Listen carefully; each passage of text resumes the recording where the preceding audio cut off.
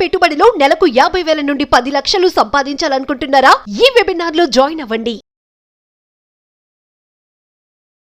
Viewers, India's largest digital media network Suman టీవీకి స్వాగతం. ప్రస్తుతం మనతో ఉన్నారు motivational speaker and language trainer Vijaya Bangaru. అమ్మ నమస్తే. నమస్తే అండి. నిమిషానికి ఒక అప్డేట్ వస్తూనే ఉందన్నమాట. ఇప్పుడు మనం ఈ డిస్కషన్ చేసే లోపల మళ్ళీ ఇంకా 2 అప్డేట్లు వస్తున్నాయి.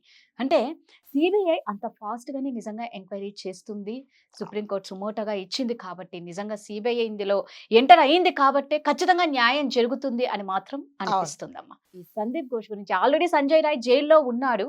ఆ జైల్లో ఉన్న సంజయ్ రాయ్ పరిస్థితి ఏంటి? ఆయన మీద ఏదో హత్యా ప్రయత్నం కూడా జరుగుతుంది అని కూడా అన్నారు. అసలు ఆయన జైల్లో ఎలా ఉన్నారు?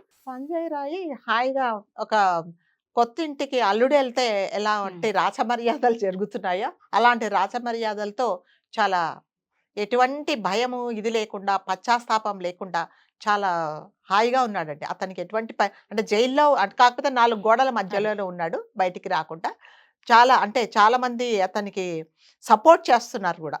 సో ఎలాగంటే తిండి జనరల్గా పెట్టే వాళ్ళందరికీ, అంటే ఆ జైల్లో ఉండే వాళ్ళందరికీ ఎలాంటి ఆహారం పెడతారో అలా పెడితే, నాకు ఇది వద్దు, నేను ఇది తినను, నాకు నాన్ వెజ్ కావాలి, నాకు ఎగ్ నూడిల్స్ కావాలి, దాని తర్వాత నన్ను అందరూ డిస్టర్బ్ చేస్తున్నారు, నాకు ఇక్కడ నిద్ర సరిపోవటం లేదు, నన్ను ప్రతిసారి వచ్చి అందరూ ఇన్వెస్టిగేట్ చేస్తున్నారు, నాకు అసలు నిద్ర సరిపోవటం లేదు, నన్ను ఎవ్వరూ డిస్టర్బ్ చేయకండి, నేను నాన్ వెజ్ ఉంటేనే తింటాను, లేకపోతే తినను, మీరు దీనికి ఫోన్ చేయండి అని వాడు డైరెక్ట్ గా చెప్తున్నాడు.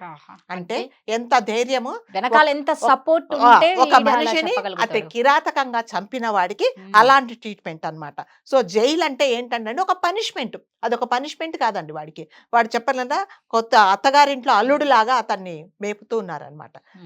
విపరీతమైన కేకలేస్తున్నాడు.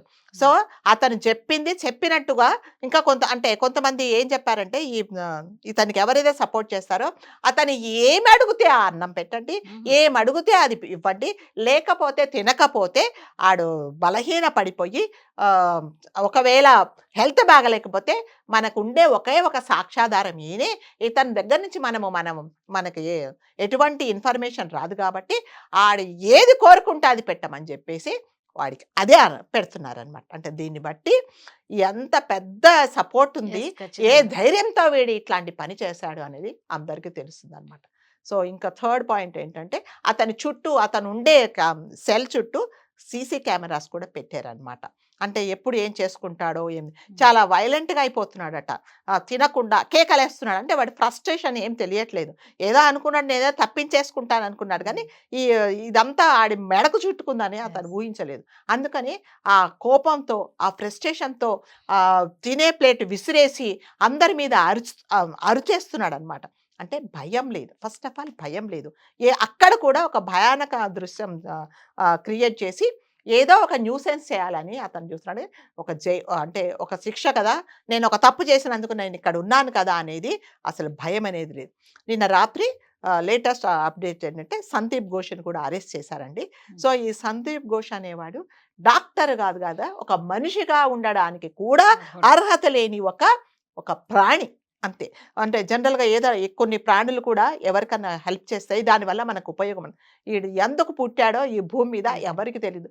సొంత భార్యను నేను ఇదివరకు చెప్పినట్టు ఆమెకు ఆపరేషన్ అయితే వాటి మీద కొడితే రక్తస్రావం అయిపోయి బయటికి పడిపోతే తీసుకెళ్లి హాస్పిటల్లో ఆమె చనిపోయిందండి. అసలు పట్టించుకోలేదు. వాళ్ళు చూసి ఆమెను హాస్పిటల్ గమ్మగా అయిపోతున్నాడంట, కానీ కనీసం దగ్గర కూడా అలాంటి క్రూరాతి క్రూరుడు వాడు. మనిషి అని చెప్పడానికి కూడా మనకు సిగ్గుచేటు.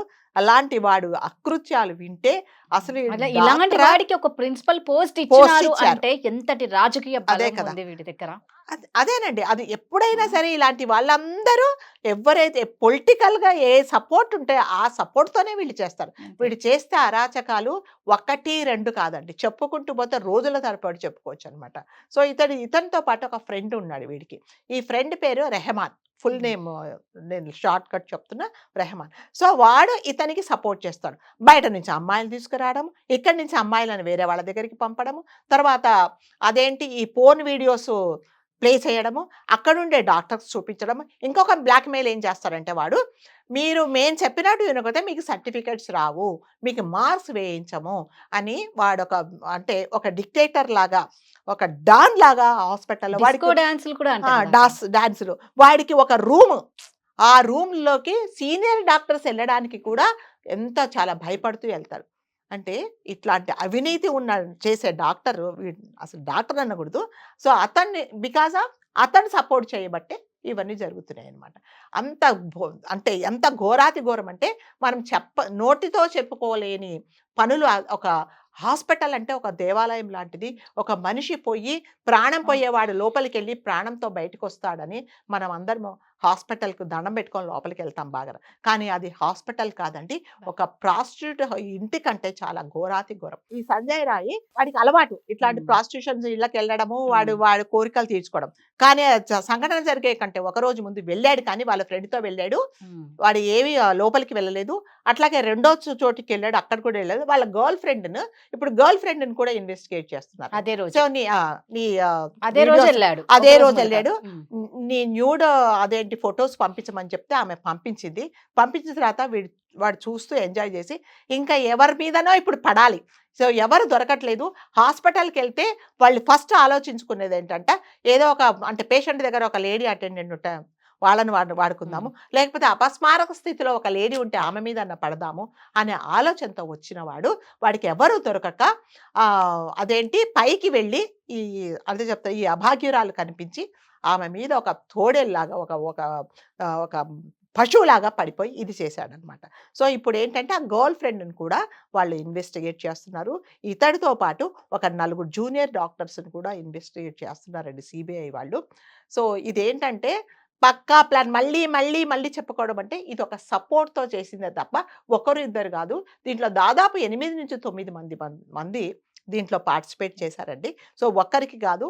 సో తొందరగా సిబిఐ వాళ్ళు ఇప్పుడు హ్యాండ్ ఓవర్ చేసుకున్నారు కాబట్టి కేసు, వాళ్ళు కూడా చాలా అన్ని అంటే వీడియో క్లిప్పింగ్స్ తర్వాత ఇన్ఫర్మేషన్లు అన్నీ తీసుకున్నారు. తొందరగా వాళ్ళు సాల్వ్ చేస్తారని మనము కోరుకుంటాం. నిజంగా అండి. అంటే ఒకటి డబ్బున్నా లేదా రాజకీయ పలుకుబడి ఉన్నా చాలన్నమాట. ఎలాంటి ఈ భారతదేశంలో ఎలాంటి అన్యాయాలు చేసినా వాళ్ళు అండగా ఉంటారు అనే ఒక ధైర్యంతో డబ్బు ఆశ చూపించి ఒక నిండు ప్రాణాన్ని బలి తీసుకున్నారు అతి కిరాతకంగా. ఇలాంటి రాక్షసులని మన భూమి మీద ఉంచకుండా వాళ్ళకి కఠినమైన ఉరి శిక్ష అనేది చాలా తక్కువ. ఇంకా అంతకు మించిన శిక్ష వేస్తే నిజంగా అందరం హ్యాపీగా ఇప్పుడు అమ్మాయికి ఎలాంటి నరకం చూపించాడో ప్రతి క్షణం వాడికి అలాంటి శిక్షలు పెడితే మాత్రం అమలు చేస్తే మాత్రం నిజంగా ఆ బిడ్డ ఆత్మకు శాంతి చేకూరుతుంది. ఇందులో ఎంతటి బడాబాబులు ఉన్నా సరే ఖచ్చితంగా వాళ్ళకు శిక్ష పడాలి అని మనస్ఫూర్తిగా కోరుకుంటున్నాం. Thank you.